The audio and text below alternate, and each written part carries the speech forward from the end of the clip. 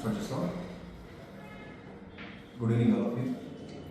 ఈరోజు కర్నూలు జిల్లా ఎస్పీ గారు అయినటువంటి శ్రీ విందుమాల ఐపీఎస్ గారి ఆధ్వర్యంలో, అదేవిధంగా ఎమ్మిది సబ్ డివిజన్ అధికారి శ్రీ ఉపేంద్రరావు సార్ పర్యవేక్షణలో భాగంగా గత నెలలో అనగా నవంబర్ నెల 13వ తేదీ అర్ధరాత్రి సమయంలో ఆదిలక్ష్మి వయస్సు అదేవిధంగా వీడియో వయస్సు జరిగినటువంటి దొంగతనం కేసులో విచారణ నిమిత్తంలో భాగంగా దాదాపు కర్నూలు నుంచి దోర్నాల ప్రకాశం జిల్లా వరకు టీము 164 సీసీ కెమెరాలను రోడ్డు వైపు పోసేసినటువంటి గవర్నమెంట్ మరియు ప్రైవేట్ కెమెరాలని పరిశీలించి దాని ద్వారా ముద్దాయి యొక్క ఫిజికల్ ఫీచర్స్, అదేవిధంగా వాళ్ళు వాడినటువంటి బైక్ను అంటే స్కూటీని, అదేవిధంగా వాళ్ళు కర్నూలు నుంచి ఎమ్మిగనూరు నుంచి ఏ విధంగా ఏ రోడ్డులో వెళ్ళారు, ఏ వైపు వెళ్ళారు అనే విషయంలో పూర్తిగా సీసీ కెమెరాల ద్వారానే వాళ్ళని గుర్తించి వాళ్ళని ఐడెంటిఫై చేసి వాళ్ళ మీద సమాచారాన్ని నిఘా ఉంచి ఈ దినం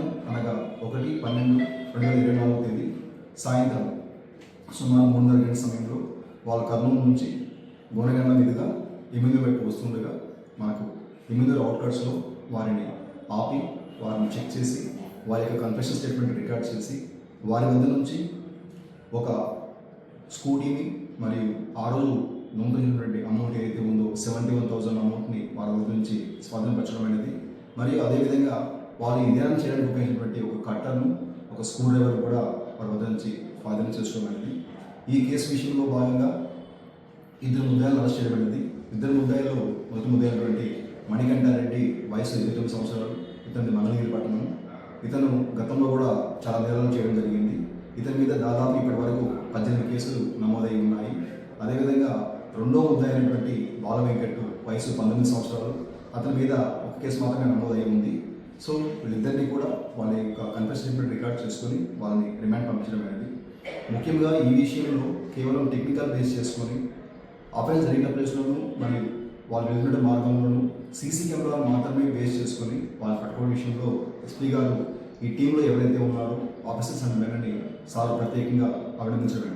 సో అందరికీ కూడా మా వైపు నుంచి చెప్పేది ఏంటంటే, వాళ్ళ యొక్క అమౌంట్ ఏదైతే ఉన్నట్లయితే వాళ్ళు ఎటువంటి పరిస్థితుల్లో షాప్లో కానీ ఇళ్లలో కానీ పెట్టుకోకుండా బ్యాంకులో కానీ లాకర్లో కానీ పెట్టుకోవాలని మా దగ్గర నుంచి కోరుకుంటున్నాము.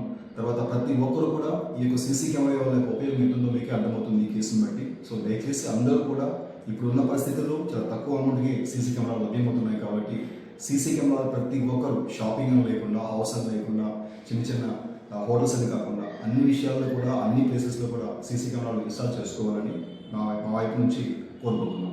Thank you.